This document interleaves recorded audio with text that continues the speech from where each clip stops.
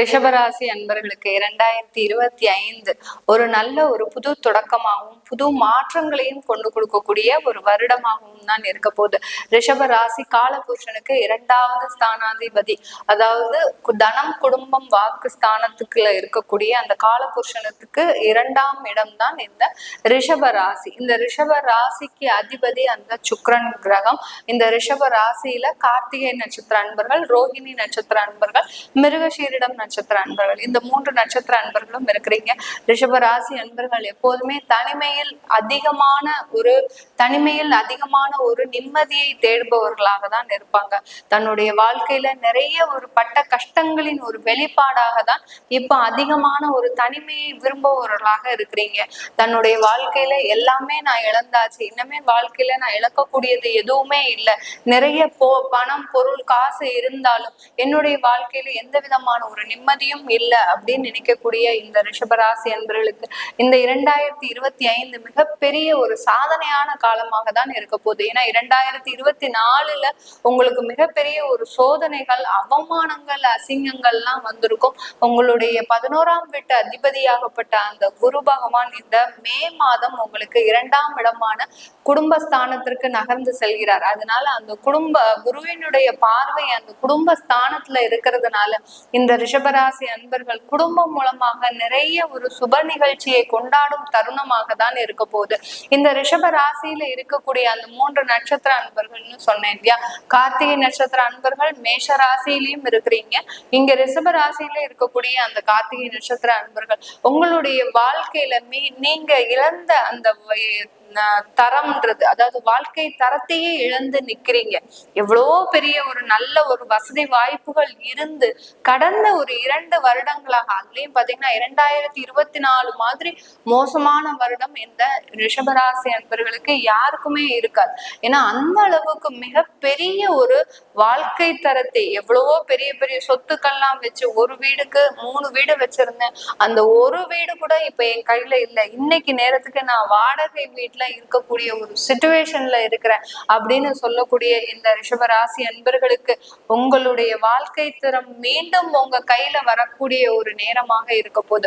அந்த வாழ்க்கை தரத்தின் மூலமாக நீங்க இழந்த இழப்புகளை எல்லாத்தையுமே மீட்டெடுக்கக்கூடிய ஒரு நேரம். எப்படி பாருங்க, இந்த மேஷ ராசியில இருக்கக்கூடிய கார்த்திகை நட்சத்திர அன்பர்களுக்கு ஒரு விதமாக ஒரு சங்கடங்கள் இருந்தாலும் இந்த ரிஷபராசியில இருக்கக்கூடிய அந்த கார்த்திகை நட்சத்திர அன்பர்கள் மிகவும் ஒரு எதாவது சொல்லுது, அதல பாதாளத்திற்கு அந்த வாழ்க்கையில என்ன நடந்துச்சுன்னு உங்களால திரும்பி பார்க்க கூட முடியல. நான் என்ன பண்ணேன், இத்தனை நாள் நான் என்ன பண்ணிட்டு இருந்தேன், இந்த மாதிரியா என்னுடைய வாழ்க்கை போகக்கூடிய அளவிற்கு நான் என்ன பண்ணிட்டு இருந்தேன்னு என்னாலேயே என்ன கணிக்க முடியல அப்படின்னு சொல்லக்கூடிய ஒரு ஃபிராக்ஷன் ஆஃப் செகண்ட்ல உங்க வாழ்க்கையவே தொலைச்சிட்டு நிக்கிறீங்க. அந்த அளவுக்கு இந்த கார்த்திகை நட்சத்திர அன்பர்கள் மிகப்பெரிய கடுமை சிக்கல்ல இருந்து வெளிவரக்கூடிய ஒரு நேரம் தான் இந்த 2025. பொருளாதார ரீதியாகவும் சரி, மன ரீதியாகவும் சரி, இந்த கார்த்திகை நட்சத்திர அன்பர்கள் தான் மிகப்பெரிய அளவுல 2024ல பாதிக்கப்பட்டவர்கள். அவர்களுக்கு எல்லோருக்குமே இந்த வருடம் மிகவும் ஒரு புத்தாண்டான ஒரு வருடமாக தான் இருக்க போகுது. நம்ம புத்தாண்டு, அதாவது புது வருடம் பிறக்கும் போது ஒரு புதிய ஆண்டு, புத்தாண்டு அப்படின்னு சொல்லும் போது அதுல ஒரு மகிழ்ச்சி இருக்கணும். ஆனா இந்த கார்த்திகை நட்சத்திரத்துல அந்த ரிஷபராசியில இருக்கக்கூடிய அந்த கார்த்திகை நட்சத்திர அன்பர்களுக்கு ஒரு பயம் கலந்த ஒரு வேதனை, இந்த வருடமாவது நமக்கு நல்லா இருக்குமா அப்படின்ற ஒரு பயம் கலந்த வேதனை இருக்கு. அது எல்லாமே சரியாகக்கூடிய ஒரு நேரம் தாங்க. நீங்க தலை நிமிர்ந்து நிற்கக்கூடிய ஒரு நேரமாக இருக்க போது. ரோஹிணி நட்சத்திர அன்பர்கள் தன்னுடைய வாழ்க்கையை பித்து பிடிச்ச மாதிரி, எங்க போனாலும் வேலை வாய்ப்பு இல்லை, எங்க போய் நான் தொழில் செஞ்சாலும் அந்த தொழில்ல எனக்கு ஒரு வளர்ச்சி இல்லை, என்னுடைய மனம் ஏன் இப்படி இருக்கு, நான் ஒரு தெளிவான ஒரு சிந்தனையை எடுக்க முடியாதா அப்படின்னு என்கிற கோயிலா அலைகிறீங்க. இப்போ எந்த தெய்வத்துக்கிட்ட போய் நான் மன்றாடுனா என்னுடைய கவலைகள் தீரும் அப்படின்ற அளவிற்கு இந்த ரோஹிணி நட்சத்திர அன்பர்கள் மனம் ஒரு குழப்பமான ஒரு சூழ்நிலையில இருக்கிறீங்க. ஏன்னா உங்களுடைய ராசிக்கு அதிபதி சந்திரன் எப்படி ஒவ்வொரு நாளும் ஒவ்வொரு பாதைகளை கடக்குதோ அதே மாதிரிதான் இந்த ரோஹிணி நட்சத்திர அன்பர்களும் நீங்களும் ஒரு நாள் ஒரு நல்ல ஒரு மகிழ்ச்சியா இருந்துட்டீங்கன்னா மறுநாள் பாத்தீங்கன்னா உங்களுக்கு வரக்கூடிய அந்த துன்பம் மாதிரி வேற யாருக்குமே வராதுங்க.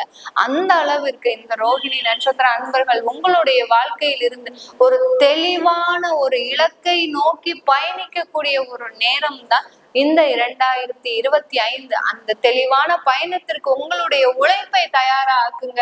அந்த உழைப்பாகப்பட்டது பல்வேறு வாய்ப்புகளை கொண்டு கொடுக்க ஒரு நேரமாக தான் இருக்க போது இந்த 2025. மிருகசீரிடம் நட்சத்திர அன்பர்கள், செவ்வாயினுடைய அதிபதி, செவ்வாயின்னு பார்த்தாலே முருகன் தான் நம்மளுக்கு ஞாபகம் வரும். எவ்வளவோ முருகன் கோயிலுக்கு போயிட்டேன் மேடம், எவ்வளவோ வாராகி அம்மனை வழிபாடு பண்ணிட்டேன் மேடம், ஆனாலும் என்னுடைய வாழ்க்கையில கடன் தொந்தரவு அதிகரிச்சுக்கிட்டே இருக்கு, வாழ்க்கையில வருமானம்ன்றது நாளுக்கு நாள் குறைஞ்சுக்கிட்டே இருக்கு, கடனுடைய அளவு அதிகரிச்சுக்கிட்டே இருக்கு, இதற்கு எனக்கு 2025 எந்த மாதிரியாக இருக்க போகுதுன்னு சொல்லுங்க, கணிச்சு சொல்லுங்க அப்படின்னு கேக்குறீங்க. கண்டிப்பாக உங்களுக்கு இந்த 2025 உங்களுடைய கடன் தொந்தரவுகள் அதிகமாக குறைவதற்கு ஒரு 3 லட்சம் ரூபாய் கடன் இருக்கு இந்த மிருகசீரிடம் நட்சத்திர அன்பர்களுக்கு அப்படின்னா கண்டிப்பாக நீங்க அதுல ஒரு 2 லட்சம் ரூபாய இந்த வருடம் முடிவதற்குள்ள நீங்க அடைச்சே தீரணும். அதற்கு உண்டான கிரக பலன்களை உங்களுக்கு கொடுக்கக்கூடிய ஒரு நேரமாக தான் இருக்கு. 2ஆம் இடத்துல குரு வந்தாச்சு, உங்களுக்கு வர வேண்டிய வருமானம் கண்டிப்பாக வந்து சேரக்கூடிய ஒரு நேரமாக தான் இருக்கும் இந்த மிருகசீரிட அன்பர்களுக்கு. இந்த ரிஷப ராசியில் இருக்கக்கூடிய அன்பர்கள் எல்லாருமே பாத்தீங்கன்னா நீங்க அதிகமான சொத்துக்களை கடந்த காலத்துல இழந்திருக்கிறீங்க. சொத்துனால உங்களுக்கு இழப்புகள், அடுத்து குடும்பம்னால இழப்புகள், சில பேர் நிறைய வம்பு வழக்குகள், அதாவது கோர்ட்டு வழக்கு சிக்கல் இந்த மாதிரி எல்லாம் போகக்கூடிய ஒரு ஸ்டேஜ். சில பேர் பாத்தீங்கன்னா ஒண்ணுமே தப்பு பண்ணிருக்க மாட்டீங்க அலுவலகத்துல, அதனால உங்களுக்கு பனிஷ்மெண்ட் கிடைச்சிருக்கும், வேற இடத்திற்கு டிரான்ஸ்பர் பண்ணிருப்பாங்க, உங்க குடும்பத்தை விட்டு பிரியக்கூடிய ஒரு சூழ்நிலைக்கு ஆளாகி இருப்பீங்க நீங்க ரிஷபராசி அன்பர்கள். எப்படிப்பட்ட ஒரு தண்டனை எல்லாம் அனுபவிச்சிருக்க பாருங்க.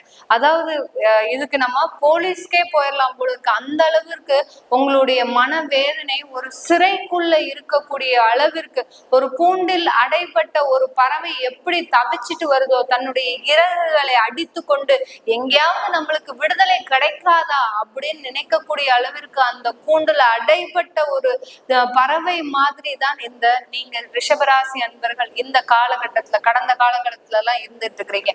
இந்த 2025 அந்த கூண்டு உங்களுக்கு வெளியில திறக்க போகுது, நீங்க சுதந்திரமாக பறக்கக்கூடிய ஒரு நேரமாக தான் இருக்க போது இந்த 2025. இந்த ரிஷபராசி அன்பர்கள், ரிஷபராசியில இருக்கக்கூடிய பெண்கள் நிறைய பேர் நீங்க நிறைய திறமைகளை வச்சிட்டு இருக்கிறீங்க, ஆனா உங்களுக்கு உண்டான வாய்ப்புகளை பயன்படுத்தல. கடந்த காலத்துல உங்களால ஜெயிக்க முடியும் அப்படின்னு நினைச்ச இடத்துல நீங்க வாய்ப்பை தவற விட்டீங்க, அதனால இன்னைக்கு கடன் பிரச்சனையில மாட்டிட்டு இருக்கிறீங்க. அந்த மாதிரியான வாய்ப்புகள் இந்த 2025 இன்னும் பல மடங்கு அதிகரிப்பதற்கு வாய்ப்புகள் இருக்குது. அந்த வாய்ப்புகளை மட்டும் பயன்படுத்துக்க, சொந்தமாக தொழில் தொடங்குவதற்கு அதிகமான ஒரு வாய்ப்புகள் இருக்கு. வேலை செஞ்சிட்டு இருக்கிறீங்களா, உங்களுடைய திறமையை தேடி அலைங்க. ஒரு தேடல் இருந்தாதான் இந்த ரிஷபராசி பெண்களுக்கு ஒரு விடை கிடைக்கும். அந்த ரிஷபராசி பெண்கள் ஒரு தேடலோட நீங்க இந்த 2025 பயணிச்சீங்கன்னா கண்டிப்பா உங்களுக்கு உண்டான விடை உங்களுக்கு கண்டிப்பா கிடைச்சே தீரும் இந்த ரிஷப ராசி அன்பர்களுக்கு. இந்த ரிஷப ராசியில வெளிநாட்டுல இருக்கிறவங்களுக்கு எங்களுக்கு முக்கியமா பலன் சொல்லுங்க மேடம். எங்களால மிகப்பெரிய ஒரு சிக்கல்கள்ல மாட்டிட்டு இருக்கிறோம், இங்க தேவையில்லாத ஒரு துயரத்தை அனுபவிச்சுட்டு இருக்கிறோம், இங்க எங்களால குடும்பத்தை விட்டு பிரிஞ்சு வந்திருக்கிறோம், சில பேர் குடும்பத்தையே நாங்க அழைச்சு வந்துட்டோம், இங்க எங்களுக்கு வேலை போயிடுச்சு, இந்த மாதிரியாலாம் எவ்வளவு பெரிய பிரச்சனைகள் பாருங்க. இந்த ரிஷபராசி அன்பர்களுக்கு மட்டும்தான் இந்த மாதிரியாலாம் உங்களுக்கு 2024 மிகப்பெரிய ஒரு கடுமையான துயரங்களை கொடுத்தது. இந்த வெளிநாட்டுல இருக்கக்கூடியவர்கள் அன்பர்கள் எல்லோருமே நீங்க கவலையே படாதீங்க, நீங்க இந்தியா வரணும்னாலும் இந்த வருடம் உங்களுக்கு முழு சப்போர்ட்டாக இருக்க போகுது. அதுக்கு மாத்திரம் உங்களுடைய தசாபுத்தி பலன்களை பார்த்துக்கோங்க. அங்க எங்களுக்கு வேலை கிடைக்குமா அப்படின்றது உறுதியா ஒண்ணு, உங்களுக்கு இந்த வருடம் நீங்க இருக்கக்கூடிய இடத்துல வேலை கண்டிப்பா கிடைக்க போகுது. சொந்தமா தொழில் தொடங்கணும் அப்படின்னு ஆசைப்படுறவங்க கண்டிப்பா உங்களுடைய ஜாதக பலன்களை பார்த்து நீங்க தொழில் தொடங்குங்க. சில பேர் இந்தியால எங்களுக்கு ஆட்கள் இருக்கிறாங்க, அங்கிருந்து நாங்க எக்ஸ்போர்ட் மாதிரி பண்ணிக்கலாமா அப்படின்னு கேக்குறவங்க தாராளமா அதனுடைய இதெல்லாம் உங்களுக்கு இந்த வருடம் முழுவதுமாக ஒத்துழைக்க போகுது. ஏன்னா 2ஆம் இடத்துல அந்த குரு பகவான் இருக்கிறதுனால குடும்பம் ரீதியாக வருமானம் ரீதியாக எல்லா ஒரு மகிழ்ச்சியான ஒரு தருணம் தருணங்கள் இருக்கக்கூடிய ஒரு வருடமாக தான் இந்த ரிஷபராசி அன்பர்களுக்கு இருக்க போகுது. இது எல்லாமே நம்ம கோச்சார நிலவரப்படி கணிச்சு சொல்லியிருக்கிறோம். உங்களுடைய தசாபுத்தி பலன்களை தெரிஞ்சுக்கணும். எனக்கு 2025 எப்படி இருக்கு, ஏன்னா சில பேருக்கு அந்த சூப்பரான தசாபுத்தி இருக்கும். குரு தசை, சுக்கிர தசை, ராகு திசையெல்லாம் இருந்தா நீங்க கவலையே படாதீங்க. இந்த வருடம் மாதிரி மிகப்பெரிய அமோகமாக இருக்கக்கூடிய வருடம் இந்த ரிஷபராசி என்பவர்களுக்கு வேற எதுவுமே கிடையாது. ஏன்னா 10ஆம் இடத்துல அந்த ராகு பகவான் வந்தாச்சு. அதனால உங்களுக்கு மிகப்பெரிய ஒரு அமோகமான ஒரு வருடமாக இருக்க போகுது. இந்த மாதிரியான தசாபுத்திகள் இருக்கும்போது சில பேர் ரொம்ப பயப்படுவீங்க.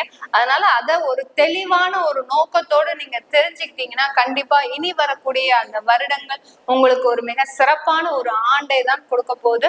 இதை நீங்க தெரிஞ்சுக்கணும் விருப்பப்பட்டீங்கன்னா கீழே இருக்கிற நம்பருக்கு வாட்ஸ்அப்ல அப்பாயின்மெண்ட் வாங்கிட்டு நீங்க என்கிட்ட கன்சல்ட் பண்ணிக்கலாம். உங்களிடமிருந்து விடைபெறுவது உங்கள் ஆஸ்ட்ரோ பூர்ணா. நன்றி, வணக்கம்.